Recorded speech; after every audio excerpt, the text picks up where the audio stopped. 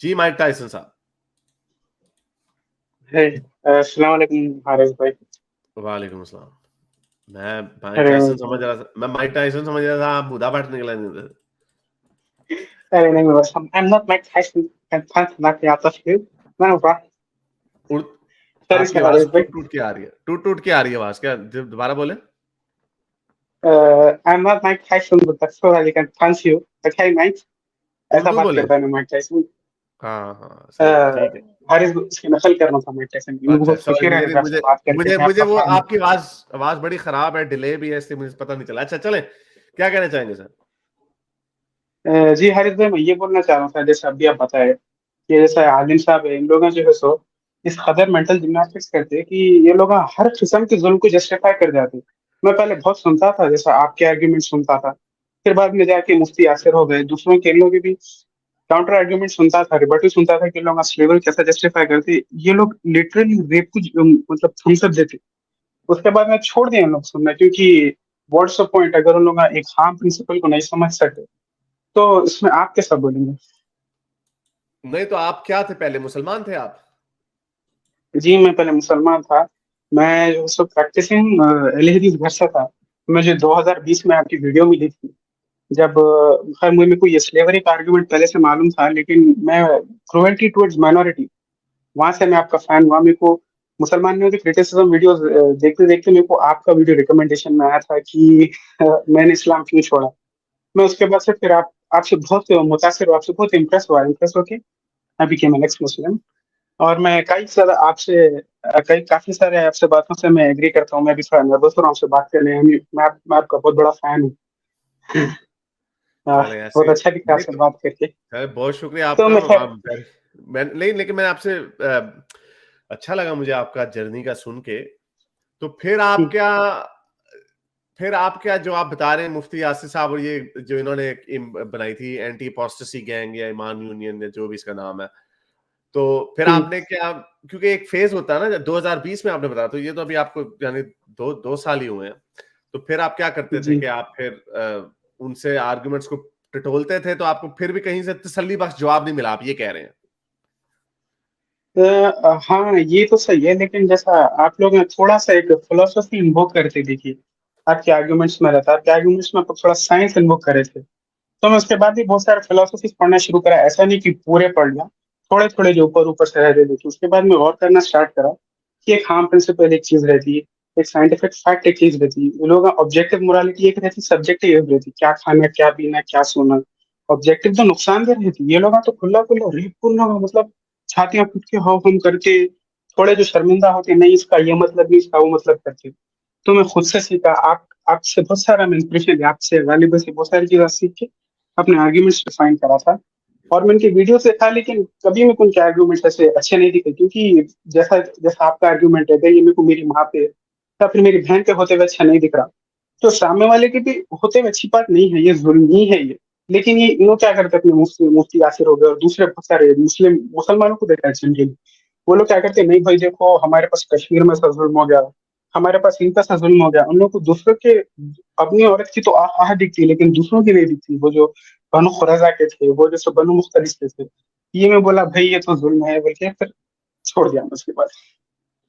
क्योंकि इसका कोई जवाब है ही नहीं इनके पास। ये बहानेबाजी जितनी मर्जी मार लें कि नहीं ये है वो है, वो कभी भी नहीं बनता लॉजिक, कभी भी नहीं बनता। और इवन कश्मीर का वगैरह का जब ये बताते हैं ना, फलस्तीन में, कश्मीर में, अफगानिस्तान में, वो कौन सी अमरीकी फौजी या इसराइली फौजी इनकी औरतों को लोंडियां बना रहे हैं? कौन सी? ठीक है, कोई कुछ रिपोर्ट्स आई हैं, लेकिन वो मिलिट्री जहां पर भी होती है उस तरह का होता है, लेकिन सिस्टमिकली कहीं पे कोई ऑर्डर नहीं दिया जाता कि हाँ जी आप इनकी औरतों को रेप करें। इवन के पाकिस्तान में हुआ था, बांग्लादेश में, ये तो डॉक्यूमेंटेड है ना, सबको पता।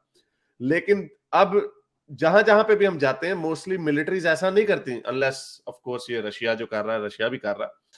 तो ये सिविलाइज दुनिया में अब कहीं पे भी नहीं होता। इसका मतलब जो इंसानों ने रूल्स बनाए हैं वो अल्लाह मियाँ के रूल से बेहतर है। अल्लाह मियाँ ने तो कहा कोई बात नहीं, करो मौज मस्ती, जो जो करना करो। अल्लाह से बड़ा चंगेज खान कौन होगा? तो चले, मुझे बड़ा अच्छा लगा आपका सुन के, और कि आपने आपका माइंड बदला और उसके नतीजे में you are free man now. मेरा माइंड आपकी वजह से बदला हारिस भाई, अगर आप में रहते तो शायद मैं मुसलमान ही नहीं बोल रहा था, लेकिन मैं आपका चले बहुत बड़ा फैन हूँ, मैं नर्वस हो रहा हूँ बात चले करते बहुत, करते। मैं भी बहुत बड़ा फैन हूँ, मैं भी फैन हो गया हूँ आपका, आपकी ओपन मैं माइंडेडनेस एक का। और एक बहुत चीज शुक्रिया। मैं एक और एक चीज गौर करा था हारिस भाई, ये लोग क्या करते हैं कि देखिए, जैसा बीबी बीबी आयशा का जो वाकया है, 9 साल की उम्र में शादी करे थे, ये लोग जाके उस जमाने के सोशल इवेंट्स के पीछे छुपते हैं, लेकिन ये लोग ये नहीं समझते कि जो एक्शंस हार्म करते थे can not be justified. For example wife beating हो गई, वो आज कोई अब के जमाने में करो, आज से 100 साल पहले करो, वो जुल्म ही है, क्योंकि औरत को जुल्म हो रहा था, जस्ट बिकॉज उस जमाना से ही समझता था, we can not give it thumbs up. ये ये भी मेरे को लोग दिखते हैं, जैसे अब अभी आप वीडियो दिखाए तो ये बोल रहे स्लेवरी के बारे में, ये बोलते देखो भाई उस जमाने का नॉर्म था, उस जमाने में लोग करते थे, तो क्या बोलते हैं उसको, उसीलिए हम भी करते हैं। आप प्रेजेंटिज्म कर रहे हैं, नहीं नहीं, आप एटर्नलिज्म कर रहे हैं, आप उस जमाने की मोरालिटी को superior to eternal point of view से देख रहे हैं। मेरे को वो बहुत अनफेयर दिखता है उनका आर्ग्यूमेंट, और प्रेजेंटिज्म पीछे बहुत छुपते, तो इसको रिबर्ट कैसे करना है, आप बोल सकते हैं। बड़ा आसान था इसका रिबटल, आपने बल्कि खुद ही दे दिया कि जो चीज गलत थी वो गलत हमेशा से थी। उसकी लोगों की परसेप्शन जो होती है ना वो डिफरेंट होती है। फॉर एग्जाम्पल, जैसे औरतें पिटती आई हैं हमेशा से, तो आज से 100 साल पहले भी जो अगर औरत पिटती थी, गोरे के जमाने को छोड़े, आप थोड़ा सा बीच में आ जाए, हाँ गोरे के जमाने में चले जाए, तब भी बैकवर्ड ही था वो, कौन से को पड़े वहां पे। तो औरतें पिटती थी, उसके खामन ने, उसके हस्बैंड ने उसको थप्पड़ मारा, मुक्का मारा, तो वो बेचारी बर्दाश्त कर जाती थी, वो कहती थी हाँ। उसकी इर्द गिर्द की औरतें भी कहती थी कोई बात नहीं, ऐसा ही होता। तो वो उसे अपनी किस्मत, अपना नसीब समझ के चुप करके बैठ जाती थी। तो वो उससे इत्तेफाक कर लेने का मतलब ये नहीं कि उसकी सफरिंग नहीं है। सफरिंग उसकी, उसको उतनी तकलीफ होनी है जितनी आजकल की मॉडर्न पढ़ी लिखी लड़की को अगर आप मारेंगे तो उसको भी उतनी तकलीफ होगी। तकलीफ उतनी है। तो जो आपकी बात है कि वो था हमेशा से गलत, उस गलत की पहचान नहीं थी, लेकिन ऐसा भी नहीं कि वो बिल्कुल भी उनकी पहचान नहीं थी। हमारे पास हदीसें मौजूद हैं, बहुत सारी हदीसें मौजूद हैं इस हवाले से। ये अब सुनन नसाई की एक हदीस है। अब ये देखें, ताबीज से रवायत है कि शमस ने अपनी बीवी को मारा और उसकी बाजू तोड़ दी। अब रसूल अल्लाह ने कोई सजा नहीं दी। रसूल अल्लाह ने उसे नहीं कहा कि ओए चलो तुम उसकी बाजू तोड़ दो, कान के बदले कान, आंख के बदले आंख, बाजू के बदले ना। रसूल अल्लाह ने उनकी आपस में तलाक करा दी। बस उन्होंने कहा चलो जी, तुमने जो उसको दिया था वो ले लो। हजरत आयशा की इसी तरह से एक हदीस है जिसमें हजरत आयशा ने बताया कि हमारी औरतें, मुसलमान औरतें जो हैं, वो उनका उनके सबसे ज्यादा बेड़ा गर्क है। ये सही बुखारी की 5825वीं हदीस है। इसमें हजरत आयशा बताते हैं कि मैंने और लोगों की औरतों, सबसे ज्यादा जो औरतों की जो सफरिंग है, यानी इसका मतलब उन्हें भी पता था कि सफरिंग क्या है। हजरत आयशा कह रही है कि मुसलमान औरतों की सफरिंग सबसे ज्यादा है बाकी औरतों से। और वो भी इसी में, क्योंकि एक बंदा आया जिसपे वो एक बीवी आई अपनी शिकायत लेके कि उसने देखो इतना मुझे मारा है, मुझे नीला पीला कर दिया उसने, उसकी स्किन का कलर बदल गया। तो इन्होंने आगे से वो भी लिखा हुआ देखें, ऐड क्या किया हुआ कि ये औरतों की आदत थी कि आपस में ना एक दूसरे की साइड लेते थे। तो इसलिए हजरत आयशा साइड ले रही थी लड़कियों की, यानी दूसरी औरत की जिसकी पिटाई हुई थी। तो भाई उसकी स्किन नहीं लाल पीली हुई, इट मींस तकलीफ हमेशा से हर एक को ही होती थी, वो सबर उस वक्त कर जाते थे। तो ये कह देना कि उस जमाने का नॉर्म था, इट मींस उस जमाने का नॉर्म जो था वो गलत था। आज के हवाले से भी वो गलत था, लेकिन वो गलत को हकीकत समझा जाता था कि ये बेहतरी इसमें आ ही नहीं सकती। वो फिर हमारी ट्रिजेक्टरी हर्मेन्यूटिक्स का पूरा एक फलसफा है कि आहिस्ता आहिस्ता चीजें बेहतरी की तरफ जाती हैं। और अब हम यहाँ पे खड़े हैं कि अब आप बताएं ना किसी पढ़ी लिखी औरत को, बीवी को करके दिखाए ना, वो लग पता जाएगा आपको। तो इसका मतलब इंसानों ने कवानीन जो है वो ज्यादा बेहतर बनाए हैं एज अपोज टू अल्लाह मियाँ, या अल्लाह मियाँ के जो बेहतरीन आदमी है। तो ये इसका बड़ा सिंपल सा जवाब आपने खुद ही दे दिया कि वो हमेशा से गलत था। जो चीज गलत है वो हमेशा से गलत है, उसकी पहचान बेशक नहीं थी, वो आती है फलसफे से और लॉजिक से। चले सर, बहुत शुक्रिया आने का, थैंक यू। जी बहुत बहुत, मैं आपका फैन हूँ हरीश, सॉरी थोड़ा नर्वस हो बहुत गया नहीं मैं, नहीं, आपसे बहुत पहली शुक्रिया, बार बात बस कर रहा बस, हूँ। चले बहुत शुक्रिया, जी थैंक यू सर। ये जी चीज जो इनकी है, सॉरी, नहीं मैं कह रही थी ये चीज जो इनकी है ये काफी हद तक मुझे लगता है कि आज भी प्रेजेंट है। जैसे अगर मैंने कई बार देखा है कि मुस्लिम्स को या एटलीस्ट पाकिस्तान में लोग कहते हैं कि हमारी बाबरी मस्जिद इंडिया में शहीद कर दी, but at the same time they celebrate Mahmud Ghaznavi for destroying Somnath temple. उस टाइम पे उनका स्टेटमेंट ये रहता है कि उसने बुत परस्ती खत्म करवाई, बट यहाँ पे ऑपोजिट हो जाता है। तो do you think that this is something which is common in Pakistan? I think if you tell them, जब अब लेकिन देखे ना लोगों के भी तो स्टुपिडिटी के लेवल है ना। अब जैसे वो जब पहले आया था वो बंदा मोहम्मद वकास जो है, I mean I don't think उसको आनी थी इस चीज की समझ। उसने उसने बोंगिया मारे जाना था। लेकिन अगर आप किसी को ये बताएंगे तो जब ये लड़का जो आया था माइक टायसन, अब ये तो मुसलमान ही था ना, उसने देखा, उसने सुनी, आपने उनको उनके जहन में एक बात डालनी होती है तो उनको समझ आ जाती है। ये इतना मुश्किल नहीं है जो आपने जो भी पॉइंट रखा है कि हाँ भाई आप हमारे आपकी मस्जिद गिरती है तो आप शोर मचाते हैं, लेकिन जब आप मंदिर गिराते हैं तो आपको कुछ नहीं होता।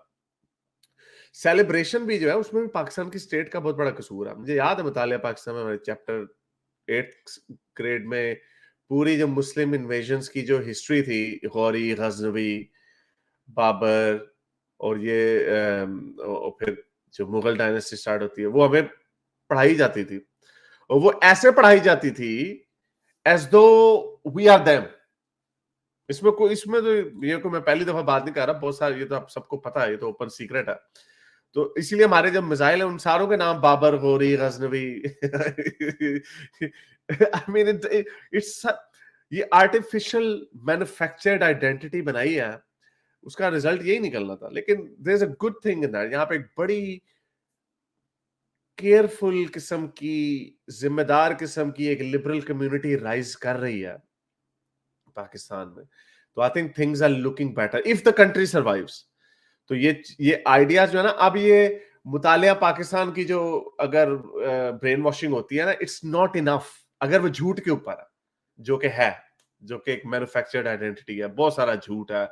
ये अब बच्चा 10वीं में भी पढ़ता है, उसको डॉक्टर इश्तियाक अहमद की कोई वीडियो मिल जाती है जिसमें वो बता रहे हैं, स्कॉलरली तरीके से बता रहे हैं कि जिना की क्या स्टोरी थी, तो वो he can get interested in that. वो कह सकते हैं हमने तो कुछ और पढ़ाया। तो सो इट्स हैपनिंग। अब ये प्रोपेगेंडा उस तरह का करना, ये इनके पास मॉडल्स भी पुराने हैं प्रोपेगेंडा के।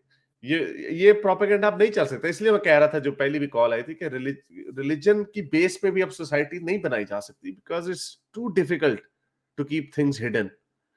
और ये हिस्ट्री को भी आप हाइड करके नहीं रख सकते। तो जो भी इसको हिस्ट्री को मैनिपुलेट करेगा ना, उसको भी मुंह की खानी पड़ेगा। मेरे इस नेक काम को जारी रखने के लिए मुझे पेपैल या पेट्रियन पे जरूर सपोर्ट कीजिए, ताकि मैं अपना पैगाम ज्यादा से ज्यादा लोगों तक पहुंचा सकूं।